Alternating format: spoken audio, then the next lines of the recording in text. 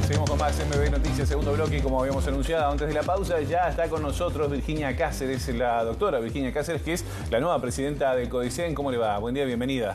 Bueno, muchas gracias por la invitación, un gusto estar acá. Un placer que esté con nosotros, Cáceres. Bueno, asumió a fines de noviembre, ya hace poquito, pero el tiempo se pasó volando. ¿Cómo han sido estas primeras instancias como nueva presidenta del CODICEN?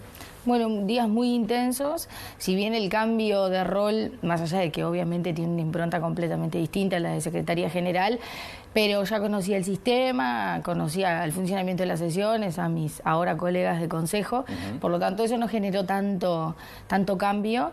Sí, la exposición pública, que a partir de que asumí el cargo ha tenido una explosión, y a eso ahí nos vamos acostumbrando, días muy intensos, de mucho trabajo, porque además se juntó con el fin de año, que normalmente es una etapa de mucho trabajo, de muchos cierres en la ANEP, pero ahí vamos. Ahí está. Hubo polémica en la previa a su asunción como presidenta. Más allá de eso, vamos a hablar de eso, pero ¿qué significa ser la primera mujer que asume este cargo? Bueno, es una responsabilidad. Primero, no solamente por el cargo en sí, lo que significa y la importancia que tiene para este país ese cargo, pero desde la mirada de ser una mujer, yo lo decía el día que asumí, en un organismo en donde su plantilla está, la completan en su inmensa mayoría mujeres, que nunca hubiera llegado una mujer al cargo máximo de jerarquía y que responde a designaciones políticas, no a cargos de carrera, habla un poco de un problema estructural y muestra un problema estructural que tenemos en nuestro país. Por lo tanto, para mí es una doble responsabilidad, porque me gustaría que mi pasaje por acá no fuera un paréntesis en la historia institucional, sino que se transformara en el puntapié para que después esto de designar una mujer fuera un proceso natural y esperable y lógico en un organismo en donde las mujeres tienen una presencia muy fuerte. Así que también voy a tratar de dejar mi granito de arena desde ese lugar. ¿Rompió el techo de cristal? Creo que rompimos todas juntas, porque cuando se rompe un techo de cristal siempre lo hacemos entre todas, nunca es una sola. A veces las oportunidades aparecen para una y se manifiestan en una, pero nunca los logros son individuales, siempre son colectivos, y además lo que genera ese logro y las puertas que abre ese logro son sin lugar a dudas para todas. Así que cuando se rompe un techo de cristal lo rompemos todas juntas. Está bien, está muy bien. Ya vamos a hablar de cuáles son sus prioridades de la gestión y por supuesto de la transformación educativa que sigue en marcha, que ha sido muy polémica. De todas maneras, hablamos de la polémica en la previa. El Frente Amplio, por ejemplo, no quería dar la veña para que usted estuviera en el cargo, decían que no era idóneo. Usted está trabajando desde hace ya mucho tiempo allí era como secretaria general del CODICEN. ¿Por qué cree que se generó esta polémica? ¿Por un tema político? ¿Por ser mujer? Yo creo que toda la discusión de mi venia estuvo transversalizada por una discusión que era mucho más política que jurídica, y creo que ese fue el foco. Para mí es una etapa superada, yo lo dije el día que asumí también, porque yo me mantuve en silencio todo ese periodo, porque me parecía importante que el debate en el Parlamento se diera allí y sin interferencias, digamos, de ningún tipo de mi parte, que era quien está siendo propuesta por el Poder Ejecutivo para ocupar el cargo. Una vez que finalizó ese proceso, en el cual yo, cuando fui convocada al Parlamento, allí estuve, hice mi presentación, estuve abierta y dispuesta a que se me hicieran todas las preguntas que se entendieran necesarias. Finalizado ese proceso, entiendo que la designación en el cargo implica mirar hacia adelante y desde un lugar de la construcción y de tender puentes. Entonces, honestamente creo que ir hacia atrás y recordar quién votó, quién no votó y cuál fue la polémica, no ayuda en ese sentido de tratar de tender puentes para entre todos seguir mirando y construyendo una mejor educación. Está muy bien. Bueno, transformación educativa, que ya está en marcha, que ha tenido varios cambios, pero le faltan cosas. ¿Cuál es su visión a propósito de esto y cuál es su prioridad? Bueno, en el proceso de diseño, la implementación todavía nos falta. Ustedes saben que este año, hace 7 meses, se implementó la primera etapa de la transformación, que tiene que ver con la educación básica integrada, con los primeros años. Sí. A partir del año que viene se inicia la implementación en el primer año de bachillerato y en el segundo ciclo de educación básica integrada. Y empieza el año próximo también la última etapa de diseño de documentos que tiene que ver con los programas de segundo y tercer año de bachillerato. A partir de que estén prontos y aprobados definitivamente esos dos documentos que restan y el reglamento de evaluación y pasaje de grado para esos 2 grados que faltaría también avanzar en su diseño, estaría pronta toda la etapa de diseño y avanzaríamos sí a un segundo nivel de implementación. El próximo año vamos a avanzar en la implementación, en lo que tiene que ver con primer año de bachillerato, el segundo ciclo. Eso va a ser muy importante. Por lo tanto, seguimos avanzando el mapa de ruta que se había trazado la administración desde el inicio de esta gestión, y vamos avanzando en los plazos que se habían estipulado, con una implementación que se viene a juicio de la administración. La venimos evaluando como positiva. Por supuesto, como en cualquier política pública, estamos en una etapa ahora a fin del año, ya previo al inicio del próximo, en una etapa de evaluación de este proceso de implementación de estos 7 meses, para tratar de hacer los ajustes y mejoras que sean necesarios, de la retroalimentación que los equipos técnicos en territorio estuvieron acompañando a los equipos docentes y a los directores de los centros. A partir de esa retroalimentación vamos a hacer ajustes para el año que viene, mejorar la implementación. ¿Qué tipo de ajustes se pueden hacer en el marco de esta evaluación? Porque fue muy resistida por el cuerpo docente, por muchos docentes en realidad, padres, alumnos. ¿Qué sacamos en limpio allí en esta primera etapa? Nosotros, de las evaluaciones que hicieron los equipos que estuvieron en territorio, que recorrieron todo el país, hicieron varias instancias de formación, no solamente con los directores, sino acompañaron. Ustedes saben que tenemos un equipo de mentores que se designó para acompañar justamente a los equipos directivos de los centros en este proceso de implementación. Y la verdad es que la retroalimentación que estamos teniendo es que hubo una muy buena adhesión a la implementación. Por supuesto que en el proceso mismo de implementación surgen dudas y mejoras. Por ejemplo, ahí nos metemos en cuestiones un poco más técnicas, pero había 3 matrices que había que completar por parte de los docentes, y ahí en los aspectos más técnicos surgieron algunas mejoras en cuanto a cuáles, de qué manera y cuál era la información que se requería. Eso se va a ajustar para no cargar tanto en algunos aspectos de la implementación a los docentes. Cuestiones que tienen que ver con la operativa. Claro. Pero la retroalimentación es buena. Hay un entusiasmo por parte de los docentes y de los equipos directivos en lo que tiene que ver con esto de trabajar por proyectos y de la interdisciplinariedad, que creo que empieza a permear. Por supuesto que es un proceso que va a llevar tiempo, porque estos cambios que son tan grandes implica un proceso de adaptación y de apropiación por parte de quienes lo llevan adelante.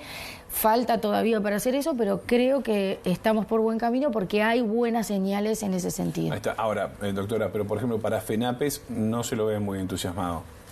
Bueno, el sindicato ha marcado algunas discrepancias en lo que tiene que ver con la transformación. Las discrepancias han sido, en general, entiendo yo, desde un punto de vista más hasta de corte ideológico, por el concepto mismo de la transformación. En ese aspecto creo que digamos, la postura no habilita a mayor avance en puntos de encuentro, porque es una postura ideológica que parte desde allí y es respetable, más allá de que no es compartible. Sí han planteado algunos aspectos en la implementación mismo de la transformación, en esto especialmente el tema de el rol del docente y su trabajo más de corte administrativo, y sobre esos aspectos también vamos a trabajar, los tomamos como ¿Se toman punto. algunos de los reclamos, por ejemplo, que hacen los profesores afiliados a FENAPES? Sí, por supuesto, en las instancias de negociación siempre hay un diálogo muy fluido, y se han planteado durante todo el año, no solamente lo que tiene que ver con la transformación propiamente, sino otras cuestiones que tienen que ver con la gestión, que se plantean por parte del sindicato. En algunos casos llegamos a acuerdos y se avanza en ese sentido, en otros casos se discute, se ponen los puntos de vista y no acordamos, pero se han realizado muchas instancias en donde hemos llegado a puntos de acuerdo. Más allá de posturas ideológicas, hay buen diálogo, digamos. Considero que en estos primeros tiempos tiene buen diálogo y espero que, no sé, creo que va a ser así. Sí, o por lo menos hacer una voluntad para todos, ¿no? Sobre todo para los alumnos. Sí, creo que para todo el sistema. Nosotros, en mi rol anterior de secretaria general, tuve un vínculo bastante fluido comprometido con el sindicato por ser quien iba a las instancias de negociación en el Ministerio de Trabajo, formé parte de todas las instancias bipartitas, y en ese marco construimos un vínculo de respeto y de un diálogo fluido. De mi parte, estoy dispuesta a que siga siendo así, porque me parece que son instancias importantes y que aportan además en la construcción, y estoy segura que de parte del sindicato también, porque no hay ninguna razón para que no la sea así. Claro. Otro de los aspectos criticados de la transformación tiene que ver con, de alguna manera, la flexibilización del pase de grado, ¿no? Para algunos docentes dicen que esto es una especie de pase libre para los alumnos. ¿Usted tiene esa misma lectura? No tengo esa misma lectura por varias razones. Mirá, hace muy pocos días nosotros tuvimos el resultado de las pruebas PISA. Le iba a preguntar por eso también. Y uno de los resultados que marca Uruguay está entre los primeros países con los índices más altos de repetición. Somos el 8º país en el mundo con los índices de repetición. Y esto es un problema grave que nosotros tenemos y que además todos los técnicos en educación, toda la bibliografía, toda la historia en materia pedagógica muestra que desde el punto de vista de los aprendizajes no es una herramienta que aporte realmente para los estudiantes. Cuando un docente entiende que el estudiante no ha logrado llegar al estándar de los aprendizajes que se requerían para ese grado, la herramienta administrativa con la que contaba hoy es la repetición. El objetivo de la repetición, se supone, es que el estudiante pueda repetir, valga la redundancia, el grado para aprender lo que no aprendió. Eso no nos estaba dando un resultado el que nosotros esperamos, el que el país espera, que es que efectivamente se retengan y se logren esos aprendizajes. Por lo tanto, la herramienta administrativa no estaba funcionando. Y eso lo dicen todos los estudios internacionales y lo muestran todas las evidencias internacionales. En ese sentido, la administración lo que hizo fue avanzar gradualmente hacia una eliminación en algunos grados específicos, además en donde está demostrado que allí es donde se forma un mayor embudo, que es en la transición de los ciclos, y con el objetivo de fomentar que no haya rezago, que además es uno de los elementos que tienen un mayor impacto en el abandono posterior de los estudios. Pero no es simplemente el no repetir por el no repetir. Esto va acompañado de un elemento que es estructurante de toda la transformación educativa, que son los acompañamientos pedagógicos, que por ejemplo ahora los estamos transitando en este momento del año, todos aquellos estudiantes que no lograron los aprendizajes mínimos en las unidades curriculares están realizando en los centros educativos los acompañamientos pedagógicos por parte de los docentes en espacios mucho más reducidos, con un foco claro y puesto justamente en los aprendizajes que no lograron sostener durante el año, para lograr el objetivo que queremos, que en definitiva que es que los chiquilines aprendan y que cuando avancen al siguiente grado lo hagan realmente con los aprendizajes que se requerían para el grado que terminaron de cursar.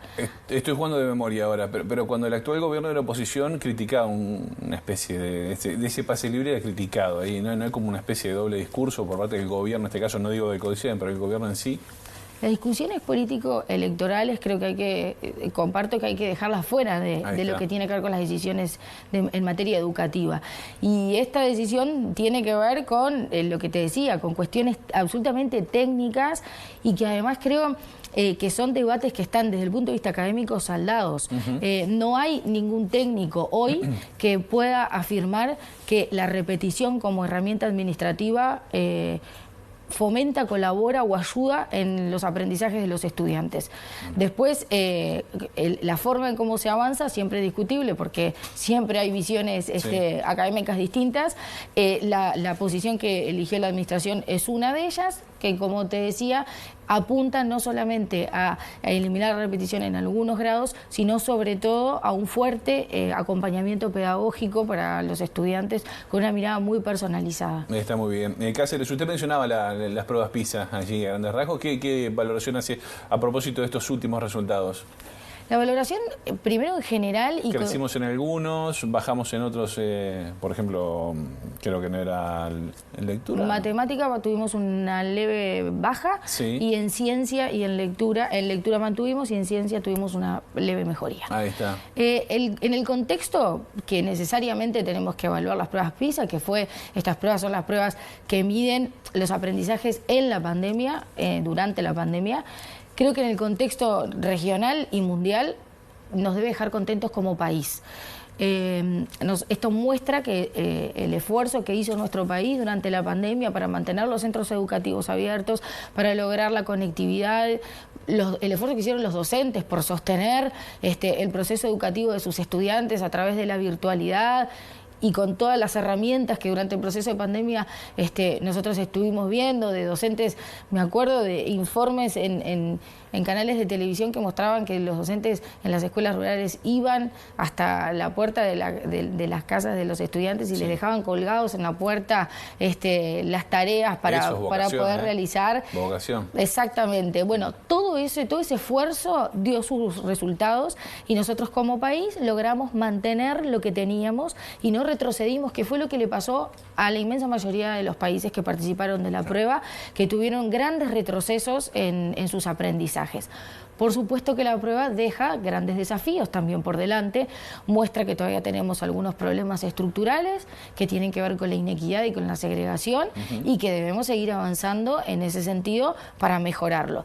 La transformación educativa apunta a mejorar muchos de los aspectos que marca allí las pruebas. Estas pruebas se realizan, no miden la transformación porque fueron con anterioridad a que se empezara a aplicar, así que estamos convencidos de que con la transformación y además a partir de ahora desde el CODICEN, el grupo que trabaja con las pruebas PISA, que depende de la Dirección de Políticas Educativas, junto con los demás equipos técnicos de los subsistemas, a pedido del CODICEN van a empezar a trabajar en este informe y además en el informe del INED para empezar a hacer foco en algunos de los aspectos que se muestran allí y a partir de eso plantear al CODICEN posibles mejorías y sugerencias de políticas. Bien, nos hemos quedado sin tiempo, así que vamos a dejar esta charla a cuenta de más. La vamos a volver a invitar si usted quiere venir con mucho gusto, porque hay varios asuntos a nivel educativo para seguir debatiendo. Así que, doctora Virginia Cáceres, gracias por estos minutos. Por favor, gracias a ustedes por la invitación y a la orden siempre que lo necesiten. Bueno, y éxitos en la gestión. Muchas gracias. Bueno, nosotros...